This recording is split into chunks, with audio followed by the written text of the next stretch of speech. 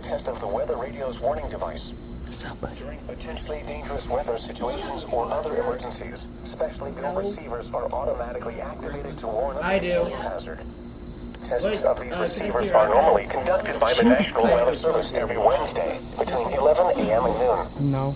This isn't Reception gonna of do this anything. program and the warning alert How dare at any you? given location. The variability becomes more noticeable at greater distances from the transmitter. To provide the most consistent warning service possible, the warning alarm will be activated for warnings, selected watches, and other environmental emergencies affecting the following North Carolina counties: Alamance, Alexander, Allegheny, Hanson, Bertie, Cabarrus, Caswell, Chatham, Davidson, Davie, Durham, Edgecombe, Forsyth, Franklin, Granville, Greene, Guilford, Bro added more Halifax, counties. Harnett, Polk, Iredell, Johnson, Lee, Martin, Montgomery, Moore, Nash, Northampton, Orange, Person, Pitt, Randolph, Richmond, Rockingham, Rowan, Scotland, Stanley, Stokes, Surrey, Union, Vance, Wake, Warren, Wayne, Wilkes, Wilson, and Yadkin. Nope.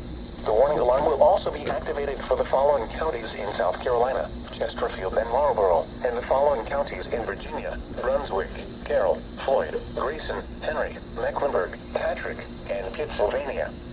This includes the independent cities of Galax, Martinsville, and Danville.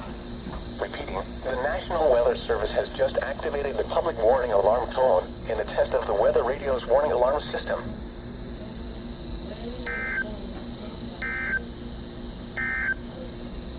The Raleigh, North